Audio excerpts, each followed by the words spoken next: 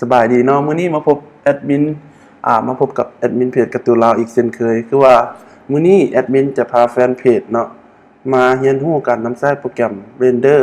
ซึ่งว่าคลิปนี้เป็นคลิปเป็นคลิปที่2ของแอดมินที่ว่าได้อ่านผ่านมาเนาะสำหรับมื้อนี้แม่นแอดมินจะพาแฟนเพจเฮ็ดปั้นโมเดลง่ายๆเนาะก็คือโมเดลเฮาสิปั้นรูปจอกเนาะโดยนำใช้โปรแกรม Blender นี้เนาะสิเป็นแนวใดเฮาไปเบิ่งกันเลยทำอิดเปิดโปรแกรมขึ้นมาเนาะคลิกเลือกวัตถุตัวนี้ครับเอาเนาะ Object กดปุ่ม X delete ออกเลยเอาเคอร์เซอร์นี่มาอยู่เซนเตอร์ก่อนเนาะคือกด Shift S เลือก Cursor to Center มาอยู่นี่เคอร์เซอร์เขาจะมาอยู่กลางครึ่งหลังจากนั้นก็ไปที่ Create เนาะ Create เลือกวัตถุโมเดลนี้ก็คือซิลินเดอร์ตัวนี้มาเลยเนาะใจเนื้อในหลักๆของมื้อนี้เขาจะได้มาเว้าถึงในตัวของโมเดล1ก็คือ Object Mode เนาะการเปลี่ยนโหมดเนาะตัวนี้มัน Object ถ้าว่าเราอยากมีการแก้ไขหรือเปลี่ยนแปลงอย่างบางอย่างเราจะต้องกดปุ่ม Edit Mode ตัวนี้เนาะเราถึงจะแก้ไขได้หรือง่ายๆเลยไปคีย์ลัดเลยก็คือกดปุ่มแท็บเนาะกดปุ่มแท็บนี่เนาะถ้าเป็นอยู่Object Mode นี่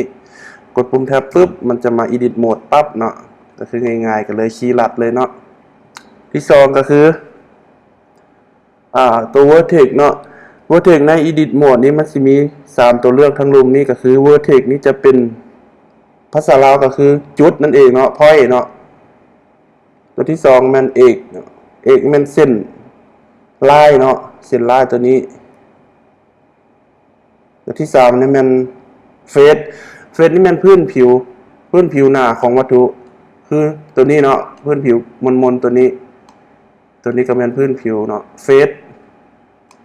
ภาษาในโปรแกรมนี้เป็นเฟสเนาะจื่อง่ายๆกันเลย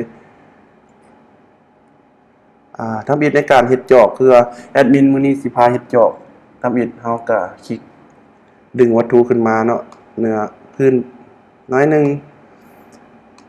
ต่อมาไปเลือกที่เฟสนี่เนาะปุ่มเฟสเนาะทั้งหลักๆ3อันทั้งลุ่มนี้ให้จื่อง่ายๆมันสิมีเฟสไลน์แล้วก็พอยต์เนาะกด select คลิกขวา select พื้นทั้งลุ่มนี้เนาะกดปุ่ม S ก็คือบทที่แล้วนี่คลิปที่แล้วนี่มันสเกลเนาะกด S ย่อสเกลลงน้อยนึงแล้วก็กดโอเคกดมุมมองขึ้นมาข้างเทิงเนาะตัวนี้ยังบ่มีส่วนโค้งลายปานใดก่อนอื่นให้ไปกดที่คอนโทรลเพิ่มเส้นขึ้นมาเนาะคอนโทรลเพิ่มเส้นมาคลิกเทื่อนึงเนาะเอาตามเหมาะสมตัวนี้เนาะแล้วกดปุ่มคอนโทรล B อีกเทื่อนึงเพื่อเพิ่มจุดโค้งเนาะคือมุมของวัตถุมันเป็นเหลี่ยมถ้าว่าอยากอีกเทื่อนึงเนาะ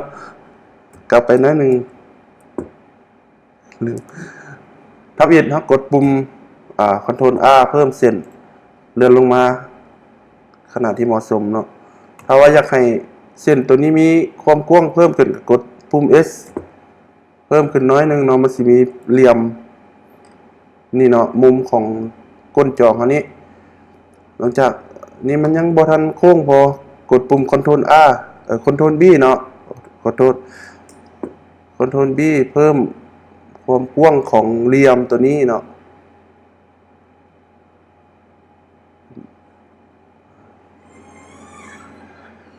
นี่เนาะนี่เราจะได้มุมที่โค้งกว่าเนาะนี่เพื่อความสมูทของวัตถุโมเดลของเรานี้กดโอเคและที่สำคัญก็คือทางพื้นผิวทั้งหน้านี้เนาะถ้าเป็นจอกนี่ถ้าเป็นแบบนี้นี่เราบ่สามารถรองรับอีหยังได้เนาะเอาน้ำใส่ก็บ่ได้เพราะว่ามันตันเลยเนาะเฮ็ดจังได๋ก็คือเอาเฟสตัวนี้ออกได้เนาะคือจื่อง่ายๆทั้งรุมนี้มันสิมี3ตัวเลือกก็คือ point line แล้วก็เฟส อาจจะต้องตัดตัวเฟซนี้ออกเนาะคลิก select ที่เฟซนี้แล้วก็คลิกข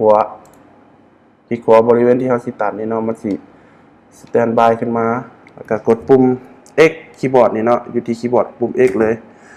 แล้วก็เลือกเฟซเนาะมันสิมีตัวเลือกหลายๆเฮาสิลบเฟซเฮาก็เลือกเฟซเนาะก็คือพื้นหน้าของวัตถุนี้เนาะมันสิเป็นลักษณะข้างในนี่เป็นโครงเนาะโอเคเนาะหลังจากที่ว่าเฮาได้ตัดหน้าเฟซออกไปแล้วหน้าเฟซของจอกนี่เนาะมันข้างในมันสิมีผงแบบนี้จะออกไปเนาะต่อไปก็คือเพิ่มความหนาของจอกนี่เนาะตัวนี้มันบางเราจะเพิ่มความหนาของเนื้อที่อ้อมของจอกนี้ไปที่ edit modify ข้างนี่เนาะมันสิมีรูปไอคอนกระแจอยู่นี้มาที่ add modify เนาะมาเลือก solidify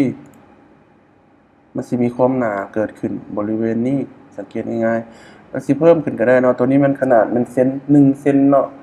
นี่เราจะเพิ่มขึ้นประมาณ3หรือว่า2ประมาณนี้เนาะเห็นก็แล้วแต่ความเหมาะสม2 เซนติเมตรนี่เนาะโอเคหรือว่าจะเพิ่มความโค้งของปากจอกนี้ก็ได้กดปุ่มแท็บไปขึ้นไปโหมดedit mode object mode เนาะ control R เพิ่มเส้นนี่เนาะเลื่อนขึ้นมาบริเวณขอบจอกนี้กดปุ่ม S ย่อสเกลลงนี่เนาะพอดีงามน้อยนึงนะ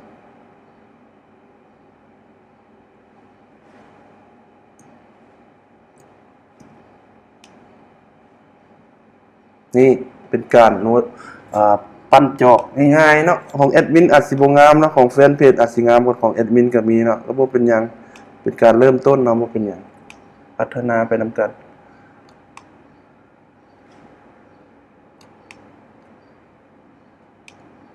โอเคเนาะมื้อนี้ก็สิมีแต่เท่านี้แหละเนาะคือว่ามีคำถามมีหยังก็สามารถคอมเมนต์กันมาได้หรือว่า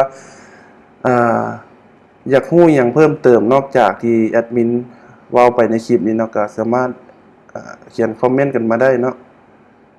โอเคบ๊ายบายขอบใจพ้อกันคลิปหน้าเนาะ